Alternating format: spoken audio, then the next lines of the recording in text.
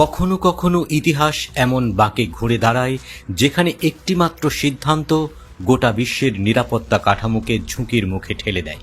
ঠিক যেমনটা এখন ঘটছে ইরান ও যুক্তরাষ্ট্রের মধ্যকার পারমাণবিক উত্তেজনায়।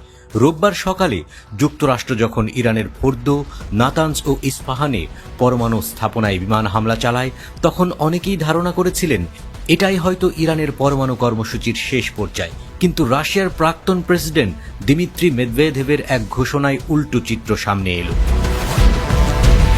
মেদভেদেভ তার এক্স বার্তায় দাবি করেন, যুক্তরাষ্ট্রের এই হামলা বুমেরাং হয়ে ফিরে এসেছে।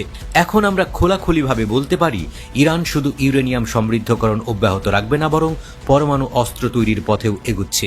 সবচেয়ে বিস্ফোরক মন্তব্যটি ছিল এই যে বিশ্বের বিভিন্ন দেশ এখন সরাসরি ইরানকে পারমাণবিক বোমা সরবরাহ করতে প্রস্তুত।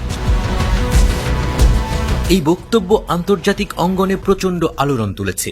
যদি সত্যি কোনো দেশ ইরানকে পারমাণবিক বোমা দেয়, তাহলে সেটি হবে 21 শতকের সবচেয়ে ভয়ঙ্কর কূটনৈতিক বিপর্যয়।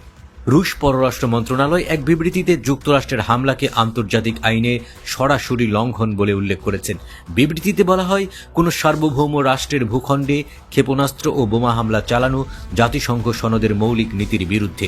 মস্কো আরও জানায়, তারা রাজনৈতিক ও কূটনৈতিক পথে পরিস্থিতি স্বাভাবিক করার আহ্বান জানাচ্ছে। এর পাশাপাশি একটি স্যাটেলাইট চিত্রে দেখা গেছে, হামলার আগের দিন ইরানের ফোর্দো স্থাপনার কাছে সন্দেহজনকভাবে কিছু ট্রাক অবস্থান করছিল। অনেকেই ধারণা করছেন যুক্তরাষ্ট্র হয়তো সেই গোয়েন্দা তথ্যের ভিত্তিতেই হামলা চালিয়েছে। তবে তেহরান দাবি করেছে কোনো তেজস্ক্রিয়তা ছড়ায়নি এবং পারমাণবিক স্থাপনাগুলো কার্যত অক্ষত আছে। মেদভেদেভ তার পোস্টে বলেন, এই হামলা ইরানের রাজনৈতিক ব্যবস্থাকে দুর্বল করেনি, বরং আগের চেয়েও শক্তিশালী করেছে। এমনকি যারা আগে সরকারের সমালোচক ছিল, তারাও এখন নেতৃত্বের পাশে দাঁড়িয়েছে। এই মুহূর্তে সবচেয়ে বড় প্রশ্ন, ইরান কি সত্যিই পারমাণবিক বোমা তৈরি করবে, অথবা আর কোনো দেশ কি সত্যিই ইরানকে পরমাণু অস্ত্র দেবে? বিশ্লেষকদের মতে এই পরিস্থিতি এখন আর কেবল যুক্তরাষ্ট্র ইরান দ্বন্দ্বে সীমাবদ্ধ নেই।